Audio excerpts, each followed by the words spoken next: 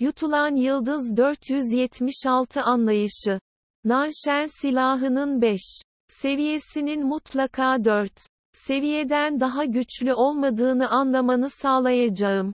Luo Feng içeride düşündü. Kara bulut mekiğinin üzerinde dururken, altın rengi bulanıklık uzaktan ona doğru delip geçiyordu. Ancak Luo Feng totem sütununun etrafına sarılan altın enerji topuna benzeyen bir şeyi çoktan fırlatmıştı. Gümbürtü. Totem sütunu yuvarlandı ve yavaş gibi görünse de bir anda altın renkli bulanıklığı engelledi. Gerçekten engelledi mi? Dilimleyin. Uzaktaki gümüş zırhlı adam soğuk soğuk baktı. Çi. Koyu altın rengi uzun bıçak. Totem sütununu anında delip geçen bir yıldırım gibiydi. Büyük bir gürültüyle, totem sütununun yüzeyi şiddetli bir şekilde sarsıldı. Kestiği nokta altın iplikleri kırmıştı. Küçük altın bıçaklar havada süzülmeye başladı. Yeniden katıl. Bir düşünceyle, yüzen küçük altın bıçaklar hemen totem sütununa yeniden girdi. Yasa bunların arasından altın iplikler ördü ve totem sütunu bir kez daha oluşturuldu. Ne kadar güçlü bir uzay dilimleyici. Gerçekten de 5 seviye. Luo Feng içten içe şok olmuştu. Sadece uzay yasalarını incelemekte uzmanlaşmamıştı. Altın boynuzlu canavarı altın kökeni yasalarını çalışırken bir kez bile rahatlamamıştı. Altının kendisi hareket ettirilemez ve sağlam bir yasaydı. Bu da totem sütununu yok etmeyi son derece zorlaştırıyordu. Tek başına bir çatışmanın totem sütununun kısmen parçalanmasına neden olacağını beklemiyordu. Haha, uzaktaki gümüş zırhlı adamın gözleri küçümsemeyle doluydu. Yüksek sesle gülüyordu. Punk, evren seviyesinde 5 seviyeyi denemeye çalışıyor. Hayal kurmayı bırak. Geri dönün ve 1000 yıl daha eğitim alın. Chiyu. Koyu altın renkli uzun bıçak bir kez daha gökyüzünü deldi. Luo Feng'in ifadesi soğudu. 9 iplik ilmeği. Tırnak işareti. Gümbürtü. Totem sütunu havada yuvarlandı. Neredeyse bir dev gibi totem sütununu yakalayıp ileri doğru savurdu. Totem sütunu bir kez daha kendisinden kaçmaya çalışan altın bıçağa çarptı. Yüksek bir çarpışmayla altın bulanıklık geri savruldu. Ve totem sütunu sadece hafifçe sarsıldı. Gümüş zırhlı adamın ifadesi değişti. Yine mir engelledi. Tırnak işareti. Chiyu. Koyu altın renkli uzun bıçak bir kez daha bulanıklaştı ve etrafındaki alan sallanmaya başladı. Bulanık bir şekilde yeniden Luo Feng'e doğru delip geçti. Gürültü. Havanın ortasındaki totem sütunu havada bir görüntü bıraktı ve son derece hızlı. Uzun bıçağın önünde bir kez daha, yavaşça, sağa yuvarlandı ve tekrar çarpıştı. Gümbürtü. Gümbürtü. Gümbürtü. Gümbürtü. Gümbürtü. Gümbürtü. Gümbürtü. Gümbürtü. Koyu altın rengi uzun bıçak.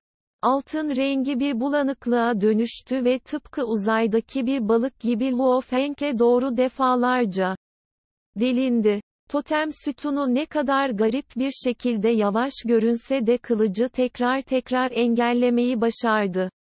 Her çatışma totem sütununun parçalanmasına bile neden olmadı. Nasıl bu kadar çabuk olabiliyor? Gümüş zırhlı adam kaşlarını çattı. Benim 4 seviyem, cennetsel köprünün 4 seviye Nanshen silahının 4 seviyesindeki rakipten farklı. Luo Feng içten içe düşünürken bir gülümseme ortaya çıkardı. Bu onun 5 seviye, 9 iplik döngüsü için kozuydu. Yağmur damlası resmi. Tamamen gördükten ve 9 bıçak formunu anladıktan sonra, her bıçak formu özün kendi harikasını temsil ediyordu. Bir silahın saldırmak için optimum dalga ipliği hareketini takip etmesini sağlayabiliyordu. Ancak uzay dalgaları karmaşık olduğundan, farklı ve çeşitli türde dalgalar Sanki okyanusun alt akıntısı gibiydi. Luo Feng hala hepsini kullanamıyordu. Ancak uygun bir alt akıntıyla karşılaştığında hızını inanılmaz hızlara ulaştırabildi. Ve Luo Feng'in anladığı 9 harika uzay kanunları arasında en yüzeysel ve temel 9 olarak kabul ediliyordu. Dolayısıyla herhangi bir alanda, bunlardan en az bir tanesi olurdu ve Luo Feng'in bu 9'a güvenmesine izin verirdi. Totem sütununu oluştururdu. Şok edici hızlara ulaşın. Ayrıca, bu özelliklerle Luo Feng, 10.000 iplikten 9 iplik akışını kullanarak bire kaynaşıyor. Onun bakış açısına göre, 9 iplikli döngüyü kontrol etmenin mükemmel bir yolunu yaratıyor. Merkezde benim olduğum, 500 metre çaplı bir alan içinde burası benim 9 iplikli ilmeğin mutlak kontrol alanıdır. Luo Feng kara bulut mekiğinin üzerinde durdu ve uzaktaki gümüş zırhlı adama doğru şiddetle koştu. Evet. Mutlak kontrol. Tırnak işareti. Gümbürtü. Gümbürtü. Gümbürtü. Gümbürtü. Gümbürtü. Gümbürtü.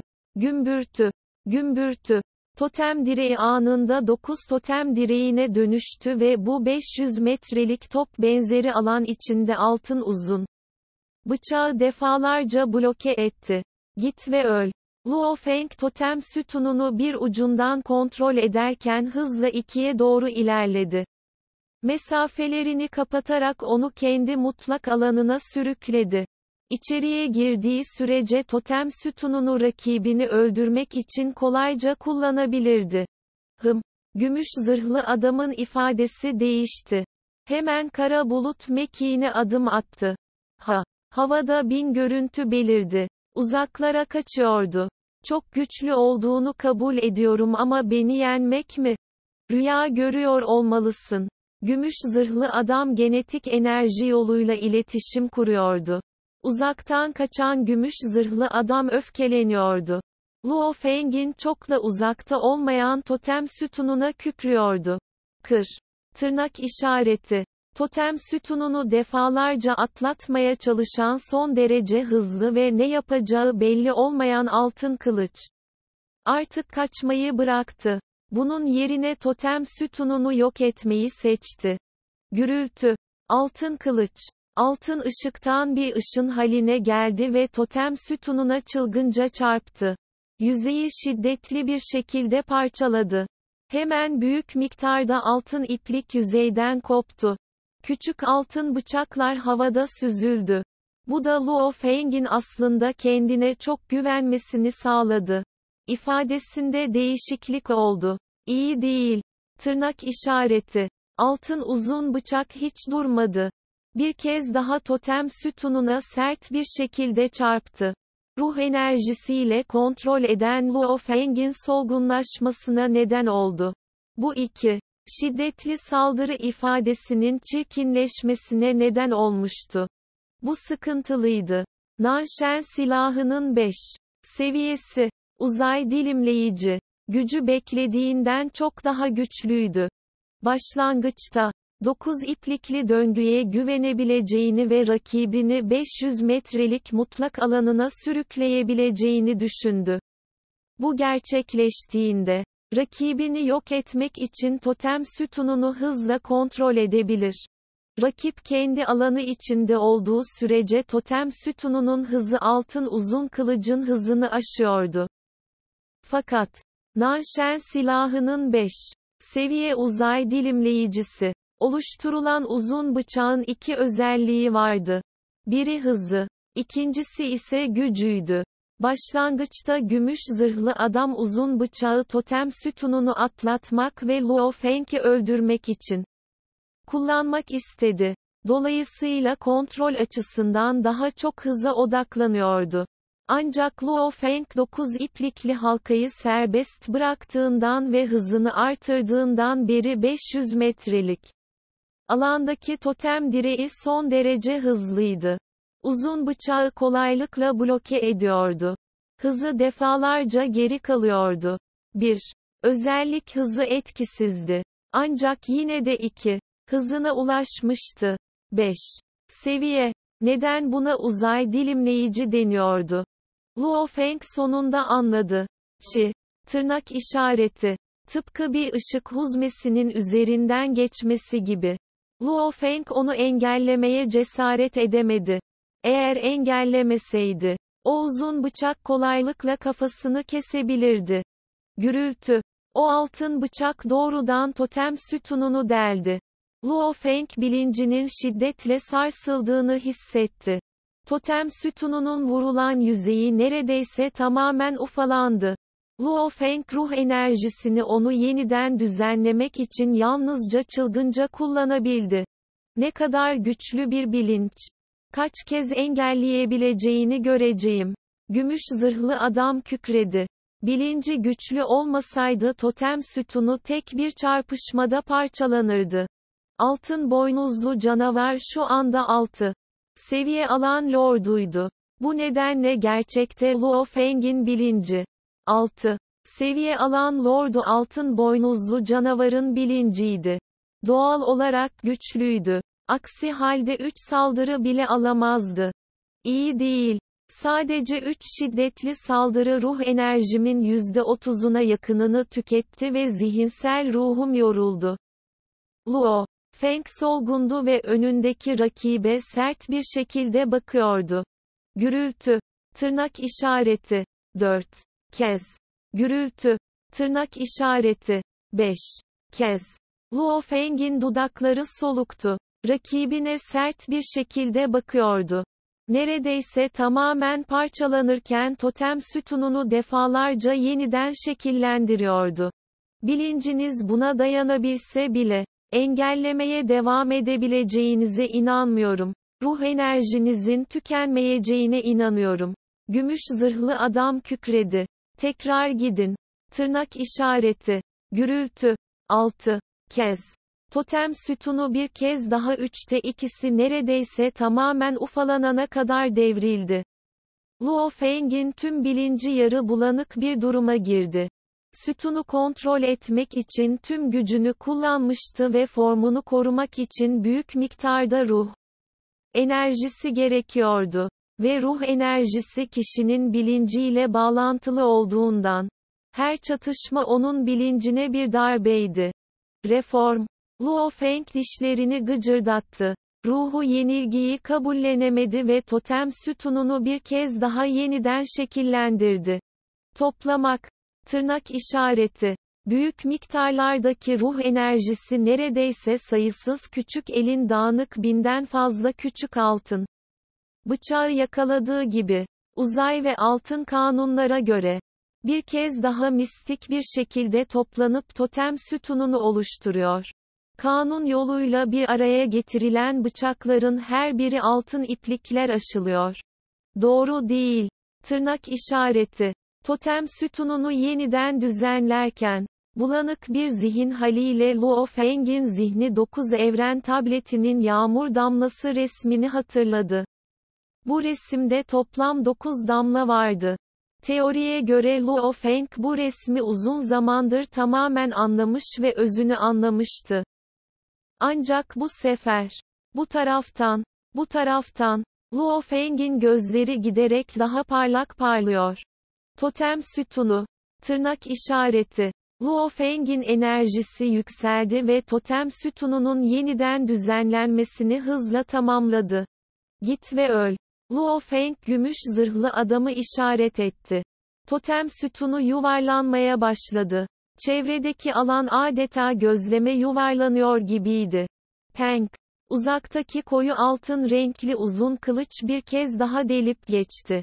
Ancak yaklaştıkça hızı garip bir şekilde azalıyor gibiydi. Sonunda çarpıştığında zaten orijinal gücünün büyük bir kısmını kaybetmişti. Bu nasıl olabilir? Uzaktaki gümüş zırhlı adam şokla doluydu. Gümbürtü. Neredeyse hiç hasar görmemiş olan totem sütunu yavaş yavaş yuvarlanıyor. Anında parlıyor ve yüzünün önünde beliriyor. Puçi. Neredeyse bir karıncayı eziyormuş gibi. Hemen üzerinden yuvarlanıyor ve geriye kıymadan başka bir şey kalmıyor. Havanın ortasındaki kara bulut mekiğinde solgun Luo Feng'in gözleri ışıkla doldu ve mırıldandı. Evet. Daha önce yağmur damlası resminin 9 damlasını anladığım zaman. Ancak, resmin tamamını anlayamamıştım. Luo Feng önündeki boşluğa baktı. Sanki birlikte akan ve ayrılan, 9 damlalık resimle rezonansa giren 9 tür uzay dalgasına bakıyormuş gibi. Bu hoştu. 5. Seviye. Başarılı.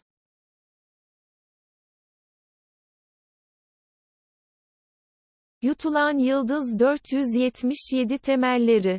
9 evren tabletini incelemeye gittiğimde ve yağmur damlası resmini gördüğümde, bunun her zaman mükemmel olduğunu düşünmüş olmam hiç de şaşırtıcı değil.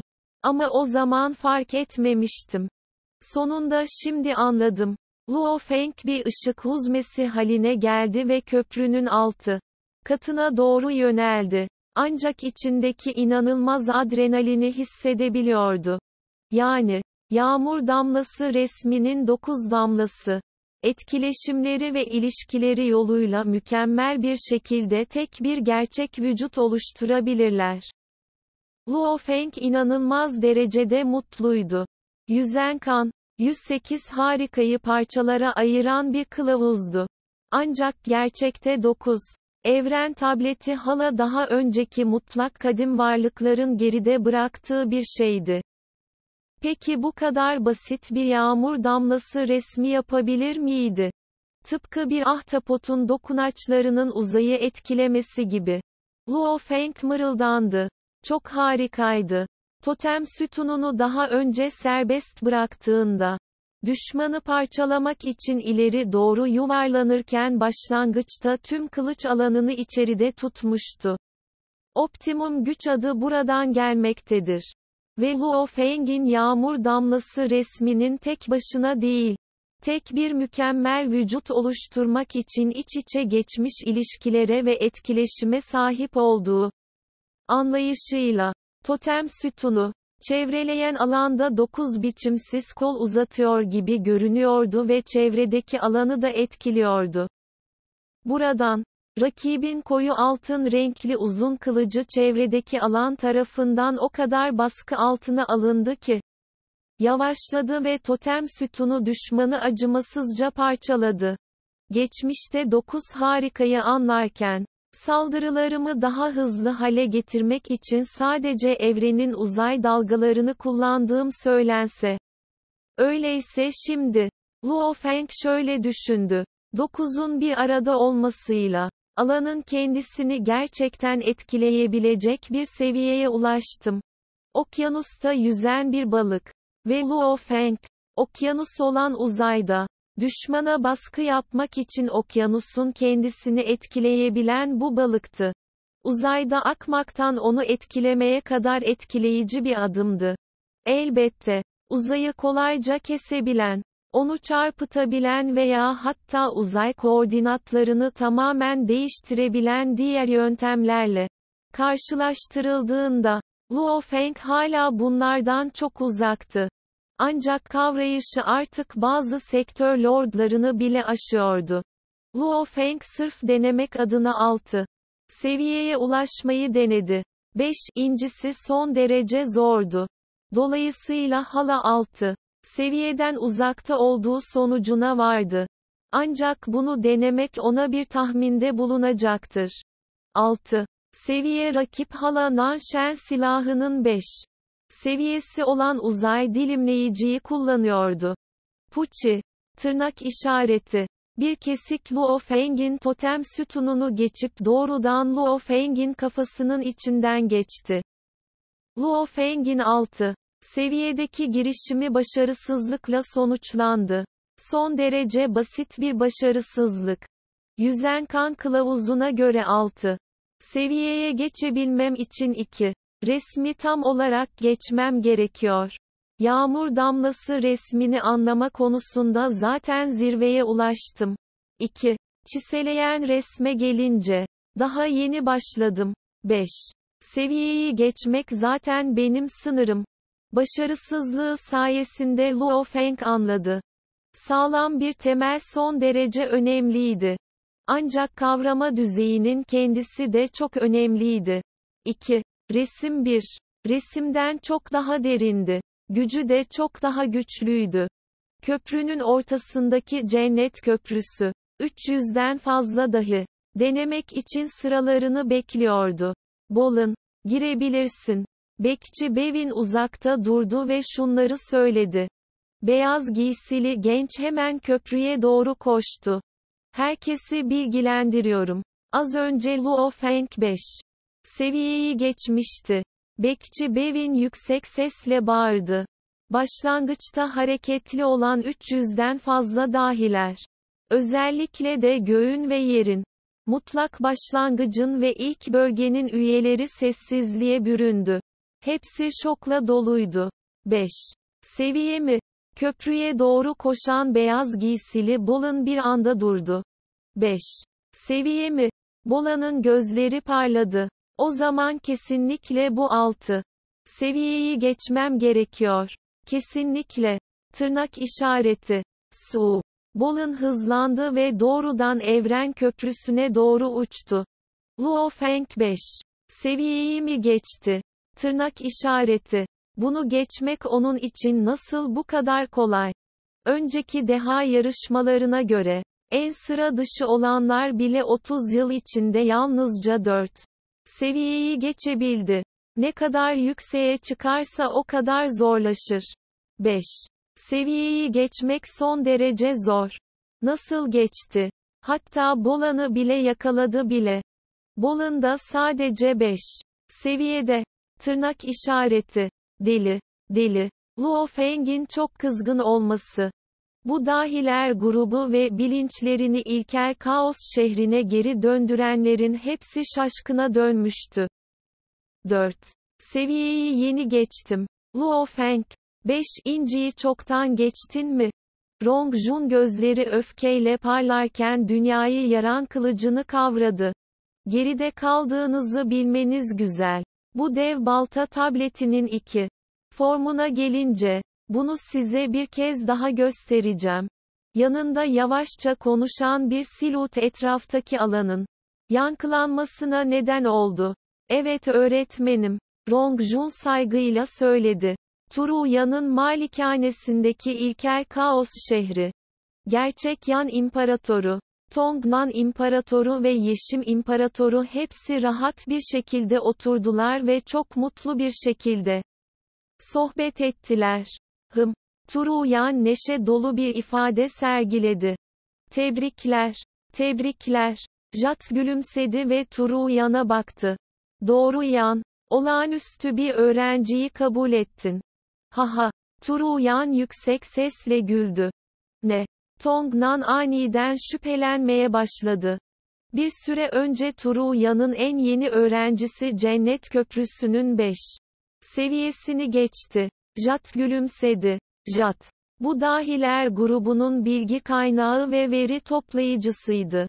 Bu nedenle, doğal olarak Bekçi Bevin'e, gruptan herhangi biri bir seviyeyi geçtiğinde kendisini bilgilendirmesini erkenden emretmişti. Turu Yan'a gelince, o da aynısını daha önce yapmıştı. 5 seviye mi? Tongnan şarap kadehini bıraktı. Gülümsedi ve alkışladı. Nadir. Gerçekten nadir. Sanal evrenin son partisi olan Bin Dahi'nin en sıra dışı olanı. 30 yılında yalnızca 4 seviyeyi geçmişti. H.I.M.M. Jat gülümsedi ve başını salladı. Önceki 1000 grupla dahil olmak üzere. Sanal evren dehalarının en son 1000 grubundan 468'i ilk 30 yılda 3 seviyeyi geçti. Tırnak işareti. 926 4'üncüyü geçti. Tırnak işareti. 32'si 5 inciyi geçti. Tırnak işareti. Kimse 6'yı geçemedi. Tırnak işareti. Sanal evren şirketi her 10.000 yılda bir yarışma düzenliyordu. Her gruptan 3 seviyeyi geçenler tek elle sayılabilirdi. Ortalama olarak yalnızca biri 4'üncüyü geçti. O yılın standardı daha düşük olsaydı kimse 4'üncüyü bile geçemezdi. Daha yüksek olsaydı belki 2 ya da 3 tanesi 4'üncüyü geçebilirdi. Luo Feng'in partisine gelince, Bolin, Luo Feng ve Rong Jun, üçü 4 sırayı geçmişti. Ortalama olarak bir dehanın 5 sırayı geçmesi yaklaşık 30 yarışmayı gerektiriyor. Jat, Turu yana gülümsedi. Ve bu mutlak dahiler mutlaka 9 evren tabletini seçmiyor. Bu Luo Feng gerçekten 10 milyon yıl içinde 9 evren tarikatınız için nadir bir fide. Haha. Turu Yan yüksek sesle güldü. Bu bilgiyi şövalyeye ileteceğim. Jat hemen ona haber verdi. Bu sefer bizzat gitmemişti çünkü 9 bıçaklı ve koruyucu kandeli önemli konuları konuşuyorlardı. Primal Chaos tabletinin koruyucusu Candelis malikanesi. 2 mutlak varlık sohbet ediyordu. Tırnak işareti. İyi haberler. Tırnak işareti. Luo Feng 5 seviyeyi geçti. Lu Feng mi? Sanal evren şirketinizin serseriler grubu içinde en istisnai olanın Bolin olduğunu düşündüm. Uzay kanunlarına ilişkin kavrayışı son derece yüksektir. Birçok sektör lordu onunla karşılaştırılamaz bile. Bu 30 yıl boyunca zamanını zaman yasalarını inceleyerek geçiriyor. Kimin aklına gelirdi ki? Bu Luo Feng de aynı derecede olağanüstü. Tırnak işareti. Az önce haber aldık. Bolin 6 seviyeyi geçti. Tırnak işareti. Bunda sürpriz yok. Bu Bolin 10 milyon yıl içinde nadir görülen bir dahidir. Geçtiğimiz 10 milyon yıl boyunca, sanal evren şirketinizin yeni gruplarından hiç kimse, ilk ortaya çıktığı zaman olan 6 seviyeyi geçemedi. Beni şaşırtan kişi Luo Feng. Gelişim hızı açısından, bu 30 yılda onun gelişimi Bolay'nınkinden bile daha büyük. Tırnak işareti. Kandeli. Luo Feng'i seviyor musun? Tırnak işareti. Sağ. Tırnak işareti. Kandeli. Luo Feng fena değil ama yine de Bolan'ı tercih ederim. Evren tabletinin 6 seviyeye ulaşması kolay değil. En zor tablet diyebiliriz. 9 bıçak. Çeşitlilik uzmanlaşmayla karşılaştırılamaz. Çok hırslı olmak iyi değil. Hem zamanı hem de mekanı aynı anda kontrol etmek. Ne kadar zor. Bolin şöyle dursun. Sen ve ben bile bunu yapamayız. Ancak bu Luo Feng daha ayakları yere basan biri. Görüntüleri az önce Watchman Bevin'den aldım. Vay be. Luo Feng. 5 seviyeyi geçmek için yalnızca Nanshen silahının 4 seviyesini kullandı. Hehe. Temeli çok sağlam. Daha önce onu pek umursamazdım ama bu serseriyi giderek daha çok sevmeye başladım. Nanshen silahlanma 4 seviye mi? Görüntüleri göreyim. Sağlam. Ne kadar sağlam bir temel. Kandeli. Doğru söylüyorsun. Bu Luo Feng. Gelecekte şok edici bir varoluşa sahip olacak. Haha. Tırnak işareti. Luo Feng 2 mutlak varlığın konuştuğunu duyamıyordu. Ancak bekçi Bevin'den mektup aldı. Bolin 6 seviyeyi geçti. Gerçekten 6 seviyeyi mi geçti? Tırnak işareti. Luo Feng balkonunda bir duygu dalgası hissetti. Şok olacak ne var? Luo Feng, şu anda hareket ettiğinde en fazla birkaç yüz görüntüyü açığa çıkarabilirsin. Daha önceki dahiyane yarışma sırasında Bolin şimdiden 1000'in üzerinde üretim yapabilmişti. Babata'nın sesi Luo Feng'in zihninde yankılandı. Bolin sadece uzaya odaklanmayı seçseydi 6 seviyeyi çok daha erken geçmiş olurdu. Ancak evren tabletini seçti çünkü zaman kanunları yüzünden yavaşladı ve bu nedenle bugün ancak 6 sırayı geçti. Sağ. Luo Feng başını salladı. Dahi yarışması sırasında yalnızca 9 görsel yayınlayabilmişti. Ancak Bolan rahatlıkla 1000'in üzerinde üretim yapabilirdi. Onun için başlangıç çizgisi Bolan'ın çok gerisindeydi. En azından artık aramızdaki mesafeyi kapattım. Luo Feng düşündü. 2 gün öğleden sonra, Luo Feng, o gizli eğitim odası geçidindeki ilkel kaos şehir liderinin malikanesine geldi. Efendim Kandeli. Luo Feng üç gözlü yaşlı adam koruyucuya saygıyla eğildi. Üç gözlü yaşlı adam gülümsedi ve başını salladı. Bir dakika. İçerideki parti birazdan çıkacak. Evet. Luo Feng başını salladı ama içten içe merak hissetti. Tabletlerin bu koruyucusunun farklı olduğunu hissetti. Eskisinden daha yakın görünüyordu.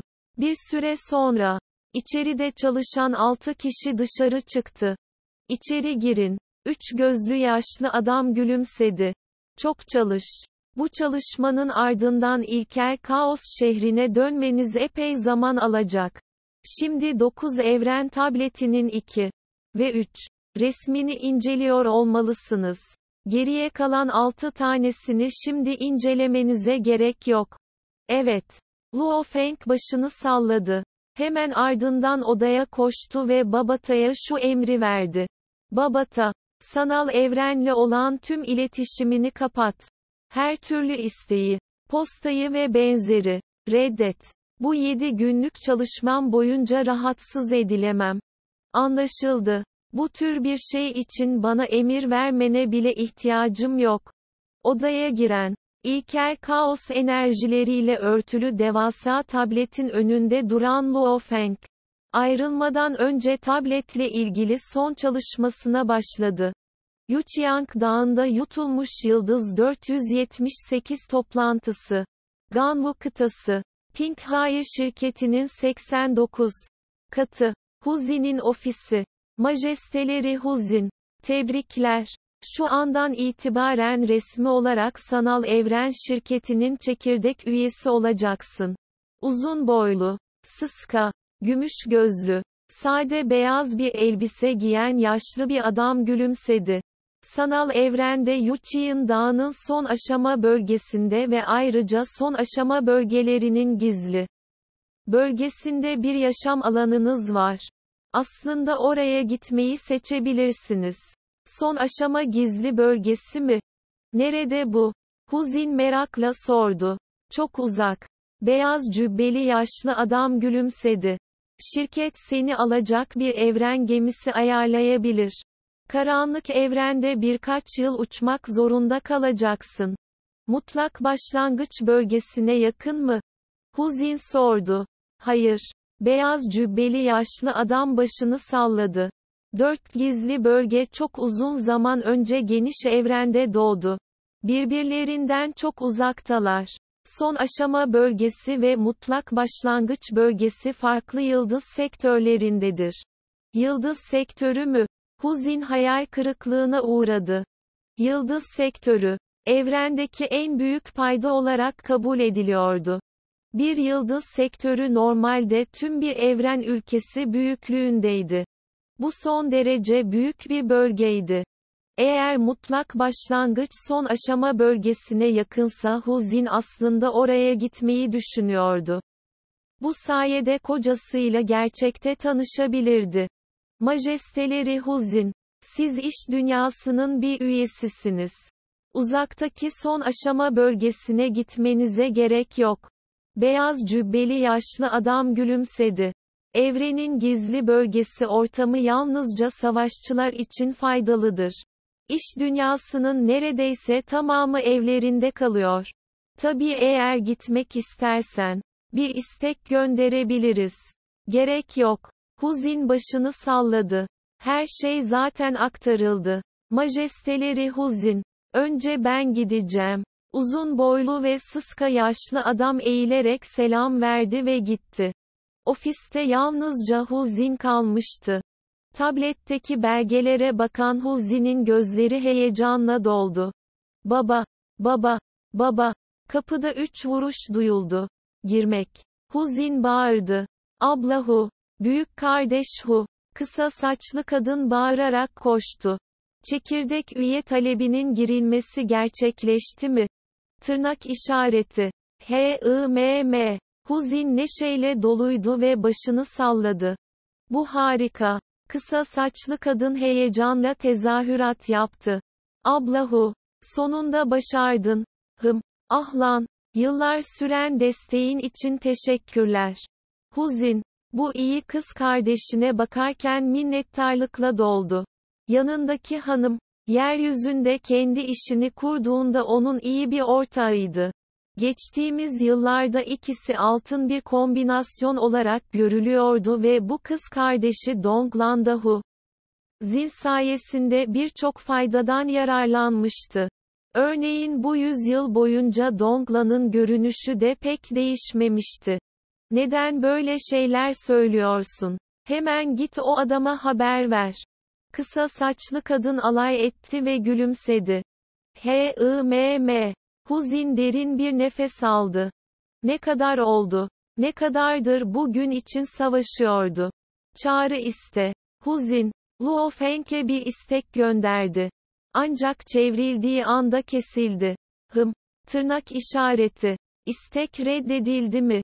Huzin şok oldu. Bu doğru görünmüyor. Primal Chaos şehrinden ayrılmasına yaklaşık 7 gün var. Bu son günlerde önemli bir şey yaşanmamalı. Sorun nedir büyük kardeş Hu? Kısa saçlı kadın merakla sordu. Bağlanamıyorum. Huzin başını salladı. İlkel Kaos şehri. Luo Feng liderin evinden çıktı. 9. Evren tabletinin pek çok görüntüsü zihninde uçuşuyordu. Baştan sona farklı kavrama seviyeleri meydana geliyordu. Zamanıma değer vermeliyim. İlkel Kaos şehrinden ayrılmama sadece 2 gün kaldı. Luo Feng bir ışık huzmesi haline geldi ve eğitim alanına doğru yöneldi. Tablet çalışmamdan sindirmem gereken çok şey var. Kendim yapacağım şeyler. Gökyüzündeki köken yasalarına bakmak çalışmama yardımcı olacak. Luo Feng kendi balkonuna indi. Bağdaş kurup oturdu ve 9 evren tabletini incelediği son 7 günü özetlemek için gözlerini kapattı. Ara sıra gökyüzüne baktı. Uzaydaki bölünmelerin köken yasalarıyla aktığını ve ördüğünü, iç içe geçtiğini, baştan sona meydana geldiğini gözlemledi. 1 gün, 2 gün, gitme zamanı. Aniden Luo Feng'in zihninde bir ses yankılandı. Luo Feng şok içinde uyandı. Uzakta, birçok silüet gökyüzüne doğru koşarken, İlkel Kaos şehrinin üzerinde havada süzülen koyu mavi balık şekilli bir geminin büyük bir taslağını gördü. Gitme zamanı. Luo Feng de hemen havaya uçtu. Şehir içinden yaklaşık 800 kişi gemiye doğru uçtu. Evren gemisine doğru ilerlerken Luo Feng kaos enerjisiyle örtülü antik şehre baktı. Öğretmenim. Tırnak işareti. Dışarıya çıktığınızda burası ilk kaos şehrinden yüzlerce hatta binlerce kat daha tehlikeli olacak. Dikkatli olun. Turuya'nın yüzünü buruşturmayın. Bir ses 10.000 liyi delerek doğrudan Luo Feng'in kulaklarına ulaştı. H-I-M-M. Luo Feng başını salladı. Öğretmeniyle 20 yıl boyunca etkileşimde bulunduktan sonra ilişkileri kesinlikle derindi. Silüetler balığın mide kamerasının kapısını takip ederek gemiye uçtu. Geminin dinlenme odasında 816 genç içeri girdi ve birbirleriyle rahatça sohbet ediyordu. Luo Feng, sen çok kötüsün. Ve sen de Rongjun. Manka Prensi Wuka tatmin olmamıştı. İkiniz, biri 5. diğeri 4. seviyeyi geçti. Beni çok geride bıraktın. Bu da çok yürek parçalayıcı. Tırnak işareti. Farkını bildiğinize göre daha çok çalışın. Luo Feng omzunu okşadı. Wuka şok olmuştu. Daha çok çalışman lazım. Rongjun da yanına geldi ve omzunu okşadı. Lanet olsun siz iki serseri. Piçler. Zaten kalbim bu kadar kırıldı ve siz beni teselli bile edemiyorsunuz. Vuka onlara homurdanarak karşılık verdi. Luo Feng ve Rong Jun ikisi de güldü. Luo Feng, Rong Jun ve Vuka dalga geçip gülerken diğerleri eski gruplarına geri döndüler. 3'ten 5'e kadar gruplar oluşturup sohbet ettiler. Ancak yine de başkalarıyla etkileşime girmeyen bazı yalnızlar vardı. Sırtında kan bıçağı olan, her zaman köşede yalnız kalan ve kimseyle etkileşime girmeyen beyaz cübbeli genç gibi. Gürültü. Bunun üzerine yeşil zırhlı bir silüet büyük salona girdi. O kalp çarpıntı aurası herkesi susturdu. Ses çıkarmaya cesaret edemiyordu. İlkel Kaos şehrinin 30 yıllık temel eğitimi sona erdi. 9 bıçaklı şövalyenin bakışları önündeki 816 gencin arasından geçti. Hepsi göz teması kurmaya cesaret edemeyerek hemen aşağıya baktı. Grubunuzun ölüm oranı oldukça kötüydü. Ancak sonuçlar açısından oldukça istisnai bir durum olarak değerlendiriliyor. Özellikle Bolin, Luo Feng ve Rong Jun. Bu üçü hiç de fena değil. Gençlerden oluşan grup arasında hemen bir hareketlenme oldu ve birçoğu söz konusu 3 kişiye bakmak için döndü. Bolin 6 seviyeyi geçmişti. İlk baştaki ipucu çok fazlaydı. Herkes buna karşı uyuşmuştu. Luo Feng 5 seviyeyi geçti. Rong Jun 4 üncüyü geçti. Bu üçü arasında zaten herkes Bolan'a karşı uyuşmuştu. Rong Jun'a karşı kıskançlık duydular. Onun öğretmen olarak bir evren ülke liderine sahip olmasını kıskandılar. Ancak Luo Feng'e karşı şok ve saygı hissettiler. Öğretmen olarak bir evren ülkesi lideri olmamasına rağmen aslında 5 seviyeyi geçti ve şok edici bir oranda gelişti. Luo Feng bakmak için döndü. Beyaz cübbeli genç Bolin ona bakıyordu. İkisi göz teması kurdu. Bolin başını salladı. Luo Feng de başını salladı. Bu ikisi birbirini rakip olarak görüyordu. Luo Feng'in amacı ona yetişip onu aşmaktı. Bolin ise şok edici bir hızla gelişecek ve onu çok geride bırakacaktı. Bu sırada, Luo Feng, grubun köşesinde Long Yun uzaktaki Luo Feng'e baktı. Aramızdaki mesafe açılıyor. Ben Primal bölge üyesiyim. Tırnak işareti. Zamandaki o rahatsız edici geçişi yeniden deneyimleyen evren gemisi. Sonunda gerçek evrene varır. İlkel evreni zaten terk ettik. Yeşil cübbeli mor pullu adam önündeki genç grubuna baktı. Bu, en güvenli ilkel kaos şehrinde eğitiminizin sona erdiğini temsil ediyor.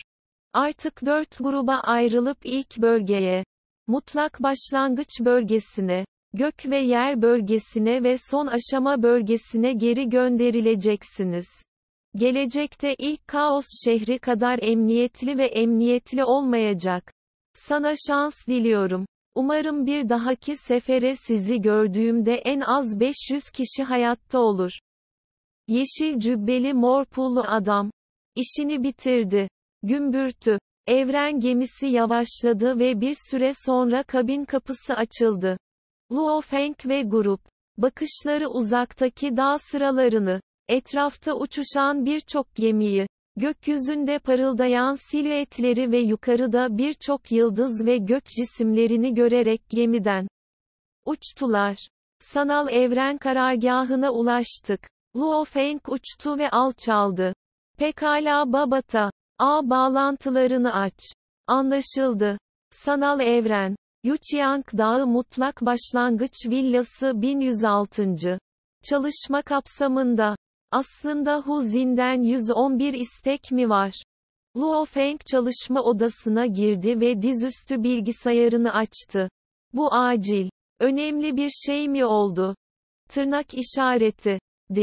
Dizüstü bilgisayardan çağrı istekleri aracılığıyla hızla bağlandı ve ekranda Hu Zin'in görüntüsü belirdi.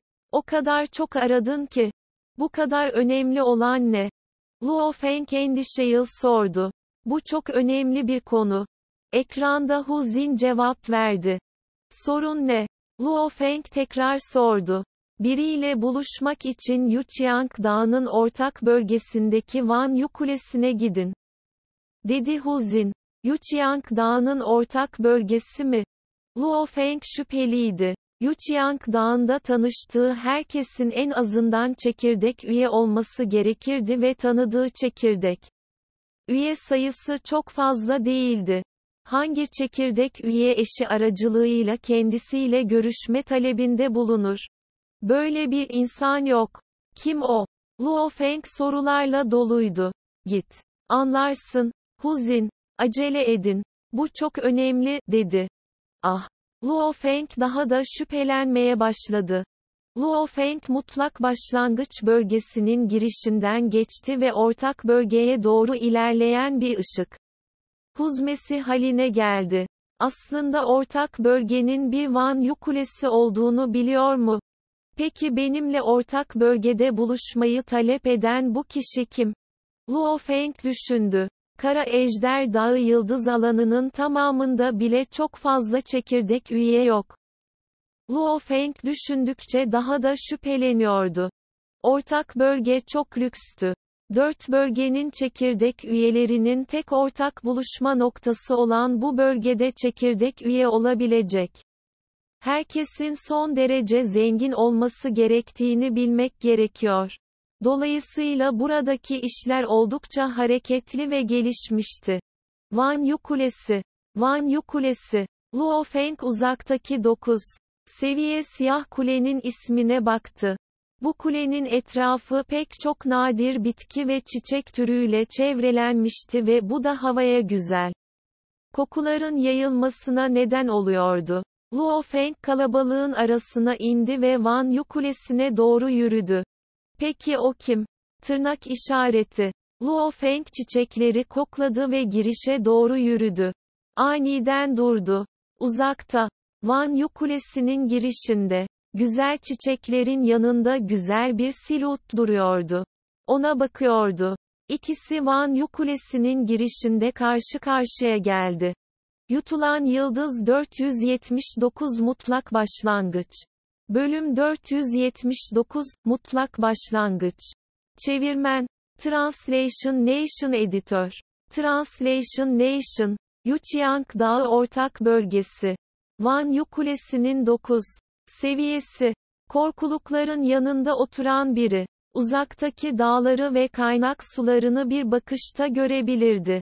Sonra sanal evren şirketi, Pinghire şirketinin büyük büyümesi ve devasa ölçeğiyle ne kadar iyi durumda olduğunu görünce, şirketi satın aldılar. Ayrıca o zamanlar sadece 6 kez teklif vermeye hazırdılar. Hu Jin masanın diğer ucuna oturdu ve Luo Feng'e nasıl sanal evren şirketinin çekirdek üyesi olduğunu anlattı. Şirketimizin sermayesi kısa sürede 10 kat arttı. Tırnak işareti. O zamanlar bu çok tehlikeliydi. Şans eseri küçük kardeşiniz Luo Hua, adamlarının fonların dolaşımına yardım etmesini sağladı. Tırnak işareti. Nihayet sen ilkel Kaos şehrinden ayrılmadan önce hedefe ulaştık. Tırnak işareti. Luo Feng orada oturdu ve konuşurken karısına baktı. İçinde karışık duygular vardı. Kalbinin derinliklerinden inanılmaz derecede etkilendiğini hissetti. Güçlü iş zekasına sahip karısının bu kadar çok çalışmasını gerçekten hiç beklemiyordu. Hepsi onun yanında durmak, ona daha yakın olmak uğruna. Dahiler başkalarının baskıyı hissetmesini sağlayacaktır. Babata'nın sesi zihninde yankılanıyordu. Diğer dahilerle birlikte olduklarında, kendilerinin giderek daha da geride kaldıklarını görecekler.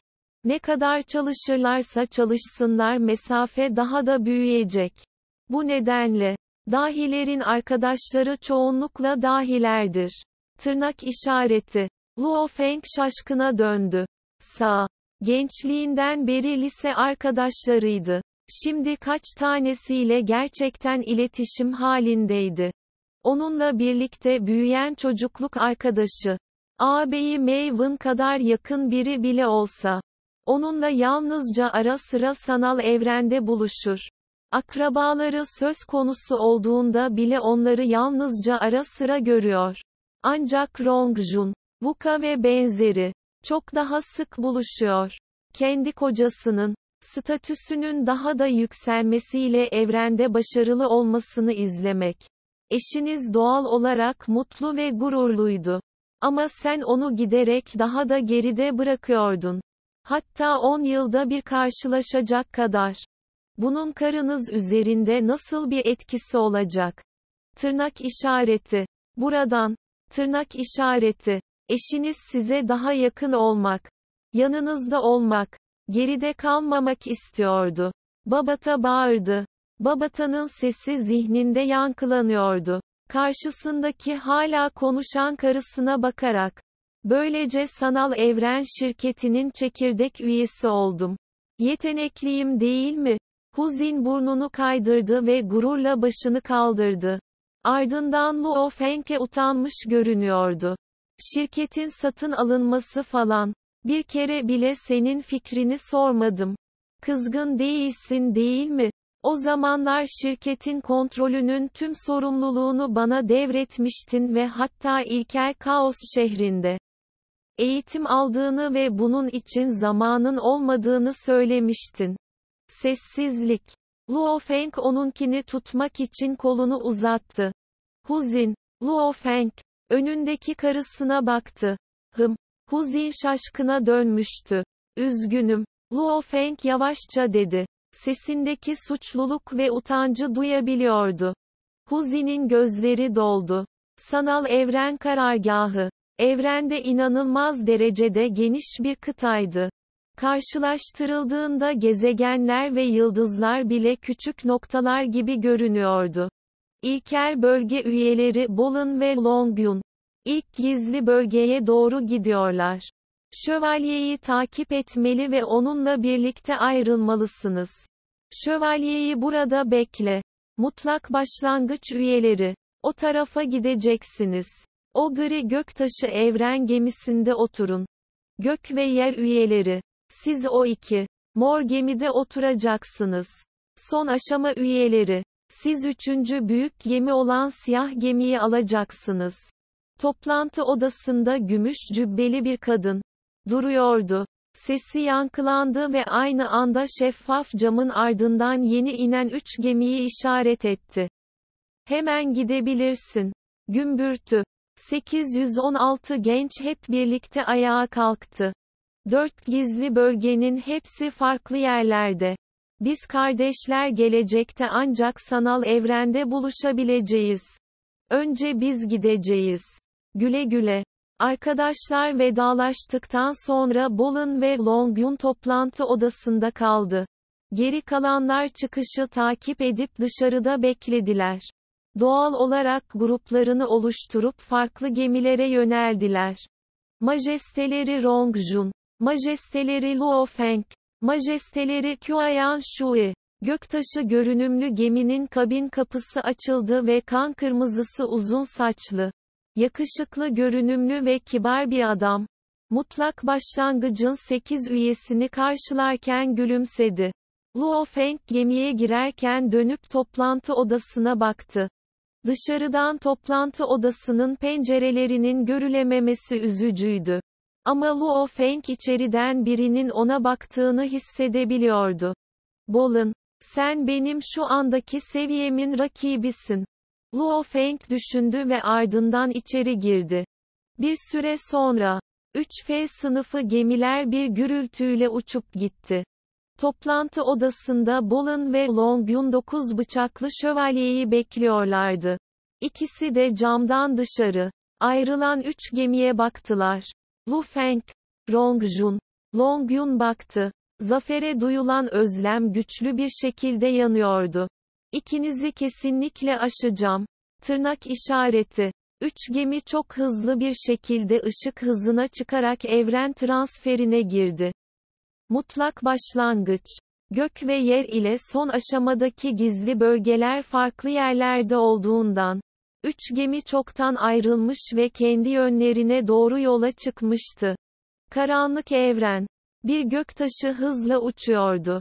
Işık hızının 20 katı, 21 katı, giderek daha fazla hızlanıyordu. Göktaşı'nın yemek salonunun toplantı odasında. Hepiniz mutlak başlangıç bölgesine hoş geldiniz. Uzun masada 9 ölümsüz ve 8 evren seviyesinde genç vardı. Konuşan kişi, 18 boynuzu ve yüzünün her yerinde pulları olan, uzun boylu ve sağlam bir adamdı. Tüm varlığı güçlü ve şiddetli bir aura yaydı. Ben, Meteorit İmparatoru, sen mutlak başlangıç bölgesine doğru ilerlerken seni koruyacağım. Teşekkür ederim Göktaşı İmparatoru. Tırnak işareti. Luo Feng, Rong Jun ve 8'in geri kalanı eğilerek selam verdi. Haha, Göktaşı İmparatoru yüksek sesle güldü. Yüzündeki pullar hafifçe kırışarak insanın kalbinin çarpmasına neden oldu. Öncelikle şunu söyleyeyim. 4 gizli bölge tamamen farklı lokasyonlarda. Hatta aynı evren ülkesinde bile değiller. Ah! Luo Feng ve diğerleri şok oldu. Bir evren ülkesinin toprakları inanılmaz derecede genişti. İlk bölge karargaha en yakın bölgedir. Merkezle aynı evren ülkesinde. Sonra mutlak başlangıç ve ardından gök ve yer bölgesi gelir. Son aşama bölgesi ise en uzak bölgedir. Göktaşı İmparatorunun sesi metalin çarpması ve gürlemesi gibiydi. Gideceğiniz mutlak başlangıç bölgesi, merkezden yaklaşık 1,200 milyon ışık yılı uzaklıkta. 1,200 milyon ışık yılı mı? Tırnak işareti. Luo Feng, Rong Jun, Kuayan Shui ve diğerleri bu inanılmaz derecede imkansız bir mesafe olduğu için şok oldular. Işık hızıyla bile 1,200 milyon yıl sürer. Şu anda gemi ışık hızının 50 katına ulaştı. Mutlak başlangıç bölgesine ulaşmadan önce karanlık evrende yaklaşık 3 ay yolculuk yapacak. Göktaşı İmparatoru gülümsedi. Önce mutlak başlangıç bölgesini tanıtayım ve size onun kısa bir tanımını vereyim. Tırnak işareti. Luo Feng ve 8'i dikkatle dinlediler. Mutlak başlangıç bölgesi aslında evrenin gizli bir bölgesidir. Ancak ona sadece isim verildi. Göktaşı İmparatoru şöyle haykırdı. İlkel evrenimiz, en eski ve inanılmaz derecede geniş evrendir. Sayısız savaşçıyla birlikte birçok yaşam formu, trilyonlarca ırk ve benzeri üretti. Evrimi sırasında birçok bölge ve sektör galaksilere, yıldızlara, gezegenlere vesaire dönüşür. Galaksiler en sık görülenlerdir. Ancak, bilinmeyen özel koşullar nedeniyle, evrimi sırasında, kendi olağan yasalarına uymayan bazı özel sektörler de üretti. Göktaşı İmparatoru haykırdı. Bu özel bölgeler hayal gücünüzü tamamen zorlayacak. Buraların içindeki yaşam formları, pek çok tuhaf şey, hazineler ve benzeri de hayal gücünüzü zorlayacak. Luo Feng ve diğerlerinin gözleri parladı. Bu özel bölgelere evrenin gizli bölgeleri adı verildi. Herkes farklıdır. Göktaşı İmparatoru haykırdı. Evrenin farklı gizli bölgeleri, farklı açıklanamayan hazineler, hatta korkunç felaketler üretecek. Evrenin gizli alanları da farklı tehlike seviyelerine sahiptir. En güvenli olanlarla bile, birkaç sektör lordu içeri girerken ölecek. Ancak çoğu, içlerindeki hazineler için yarışırken ve savaşırken ölecek. En tehlikeli bölgelere gelince, bir evren ülkesi liderinin bile hayatta kalma umudunun pek olmadığını duydum. Göktaşı İmparatoru, grubun şok olmuş yüzlerine baktı ve gülümsedi. Neden? Bu şok edici mi? Tırnak işareti. Luo Feng ve 8'i şaşkına döndü. Tanrım, evren ülke lideri. Bunlar trilyonlarca yıl boyunca bir evren ülkesini açan mutlak varlıklardı. En tehlikeli gizli bölgelere girdiklerinde bile hayatta kalma umutları çok azdı. Yeni keşfedilen gizli bir evren bölgesi. İçinde neler olup bittiğini kimse hayal edemez. Göktaşı İmparatoru haykırdı. Belki de içerisi bir felakettir. Hatta inanılmaz bir mucize bile barındırabilir. Tırnak işareti. Büyük ve küçük bölgeler var. Büyük olanlar bir evren ülkesine benzetilebilir. Göktaşı İmparatoru, küçük olanlar galaksi büyüklüğüne kadar çıkabiliyor, diye vurguladı. Sessizlik. Luo Feng ve diğerleri tamamen şaşkına dönmüş ve sessiz kalmışlardı. Bu kadar büyük bir gizli bölge mi? Bir evren ülkesiyle karşılaştırılabilir mi? Ve sanal evrene ait ilk mutlak başlangıç. Cennet ve yer ve son aşama gizli bölgelerinin hepsi kazılıp yeniden şekillendirildi. İçlerinde artık tehlike barındırmıyorlar. Göktaşı İmparatoru güldü. Evrenin gizli bölgeleri, içlerinde inanılmaz derecede yoğun miktarda evren enerjisine sahip olduğundan, eğitim için çok uygundurlar. Evren enerjileri mi? Luo Feng düşündü. Evren enerjileri katı forma yoğunlaştığında evren kristallerini oluştururlar. Sektör lordları, kendi dünyalarını yaratabilmelerinin nedeni, büyük miktarda evren enerjisini yoğunlaştırma yetenekleriydi. Gideceğiniz mutlak başlangıç bölgesi, bir yıldız alanına benzetilebilir. Göktaşı İmparatoru şöyle dedi. Gizli bölgede yaşamak ve eğitim almak. En önemli ve faydalı şey puanlardır. Şirket içinde puanlar altından daha etkili. Göktaşı İmparatoru'nun sözleri gerçekten de gençlerin gizli bölgelere yönelik beklentilerini artırmıştı. Ancak yeni keşfedilen bölgelerin en güvenlisine bile girmek için en azından bir sektör lordunun gerekli olduğu açıktı. Mutlak başlangıç bölgesi gibi önceden kazılmış ve yeniden şekillendirilmiş bir bölge olmadığı sürece zaman aktı. Günler geçti. Göz açıp kapayıncaya kadar 26 gün geçti. Yakında mutlak başlangıç bölgesine varıyoruz. İlkel Kaos şehrinde geçirdiğim 30 yıl boyunca cennetsel köprünün 5 katını geçtim. 10 katı ödüle göre puanım 30.360'a ulaştı. Luo Feng dinlenme odasında hesapladı. Neyse ki ilkel Kaos şehrindeyken daha fazla puan kazandım. Aksi halde onları kazanmak zor olacak. 10 katı ödül olmasaydı, 5 seviyeyi geçmek ona sadece 3100 puan verecekti. Bunun 10 katı olduğu için 31.000 puana ulaşmıştı. Şu anda, ilkel Kaos şehrini çoktan terk etmişlerdi. Cennet Köprüsü'nün herhangi bir seviyesini geçmek artık 10 kat ödül getirmeyecek. Çıkmak. Göktaşı İmparatoru'nun sesi geminin her yerinde yankılandı. Mutlak başlangıç bölgesine ulaştık. Şimdi evren yolculuğuna başlayacağız. Tırnak işareti. Şua. Luo Feng ayağa kalktı. Gözleri heyecanla doldu. Geldiler. Sonunda mutlak başlangıç gizli bölgesine ulaştılar. Yutulmuş Yıldız 480 Yıldız Parçası. Bölüm 480, Yıldız Parçası. Çevirmen. Translation Nation Editör. Translation Nation. Geminin kontrol odasında.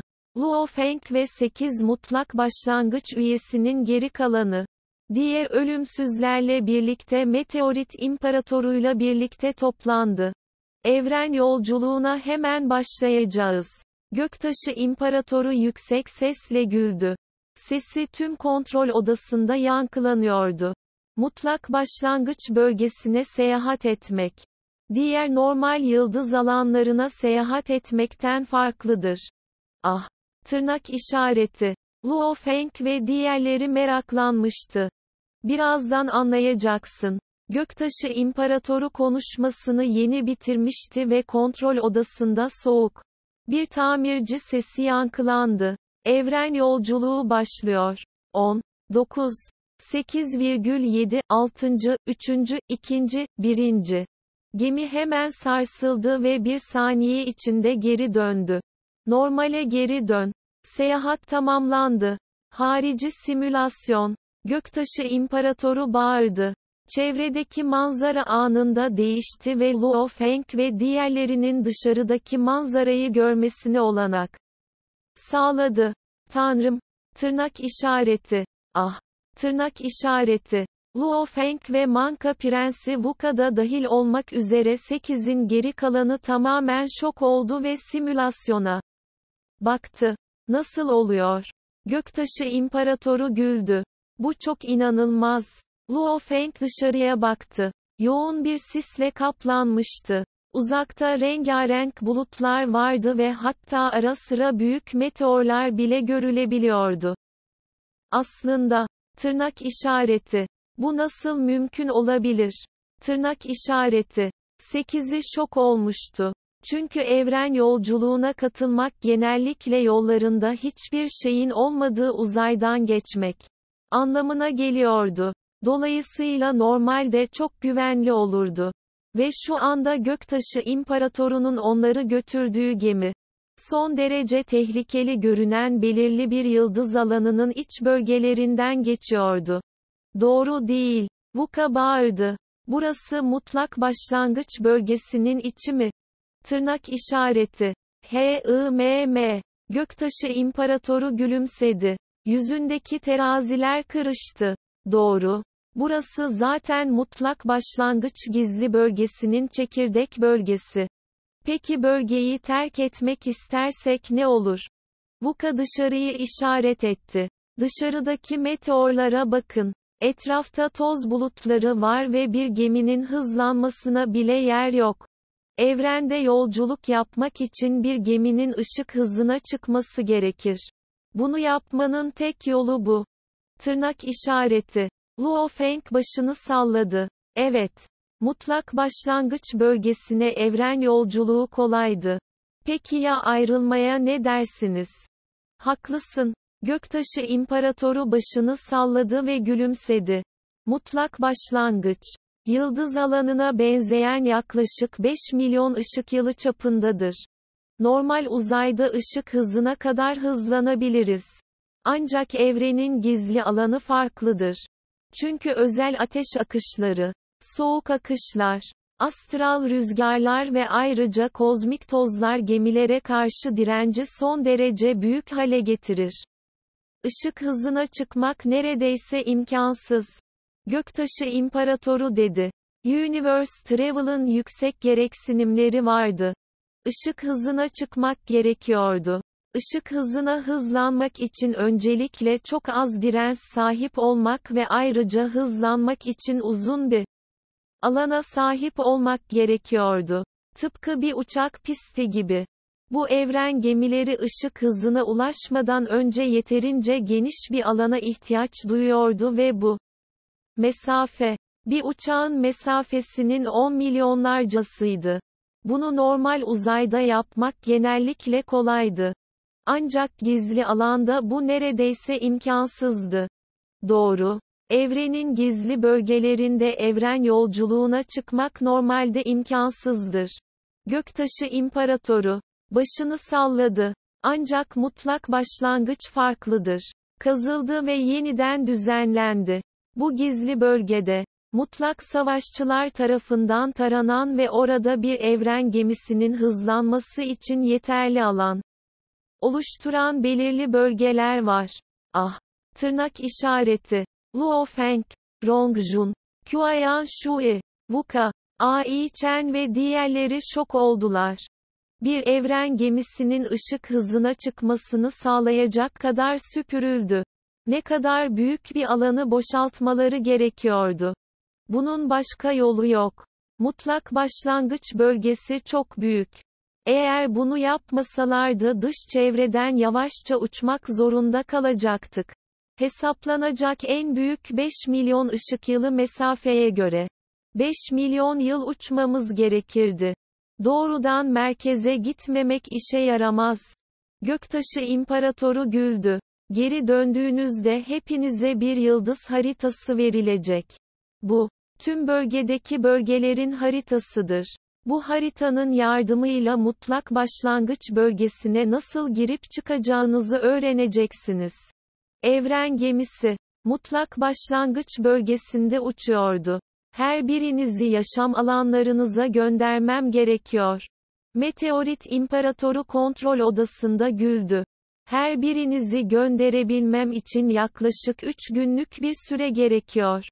Luo Feng ve diğerleri sessiz kaldı. 8 kişinin yaşam alanlarına ulaşmak için evren gemisinde 3 gün uçmak mı gerekiyordu?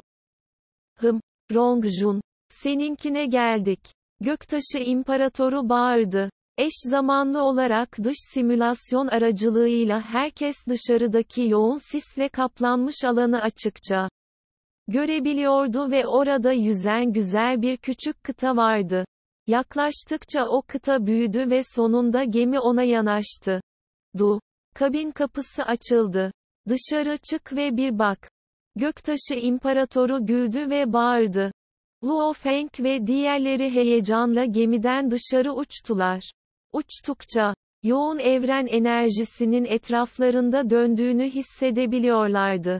Luo Feng ve diğerleri yere indiler ve uzaktaki sonsuz boşluğa baktılar.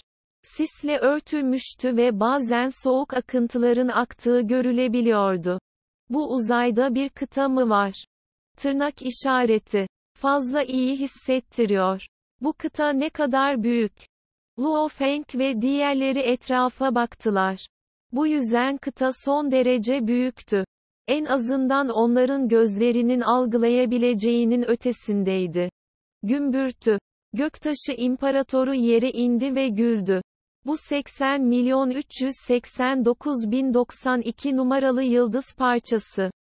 Çapı 5800 kilometre. Bu parçanın ortasında devasa bir konak var. Rongjun, burası senin yaşam alanın. Doğal olarak bu yıldız parçasının tamamı artık yalnızca sana ait olacak. Rongjun çevresini inceledi. Bu kıta bitki örtüsü ve birçok bitki türüyle doluydu. Mutlak başlangıç bölgesi. Evrenin enerjileri inanılmaz derecede yoğun. Göktaşı İmparatoru etraflarındaki sisi işaret etti. Bakın, etrafınızdaki bu sis, evren enerjileriyle dolu küçük kristaller oluşturabilir.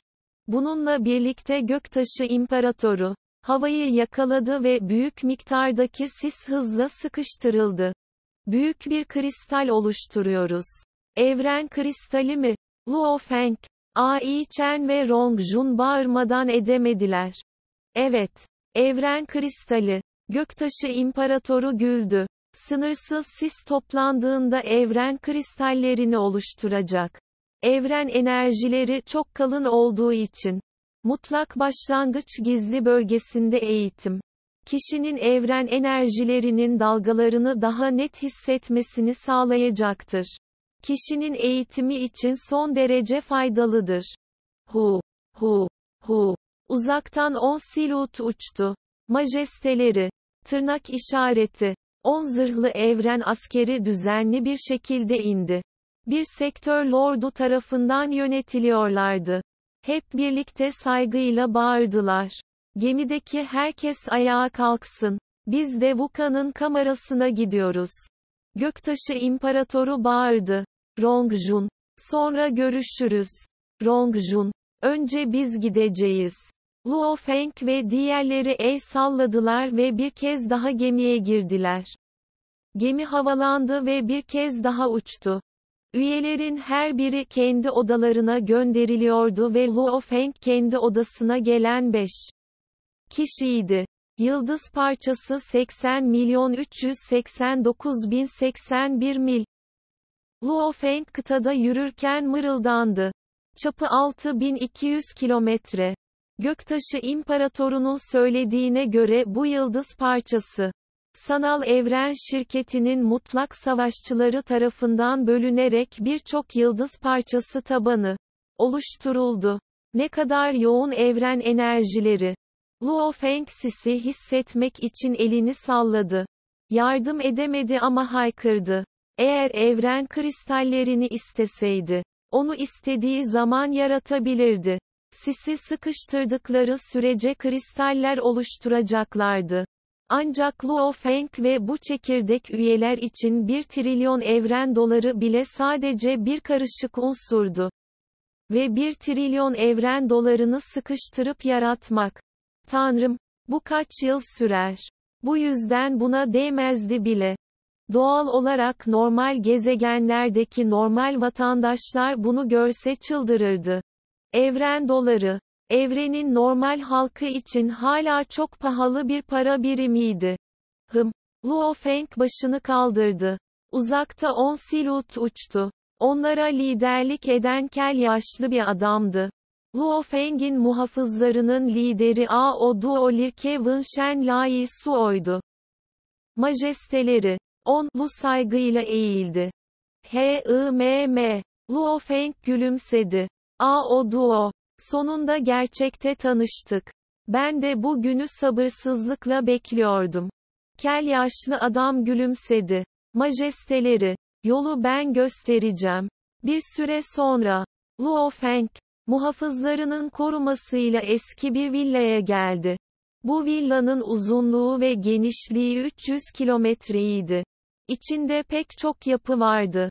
Bu kadar büyük bir yapı, sanal evren şirketi için yaratmak fazlasıyla kolaydı. Majesteleri, Ao Duo gülümsedi.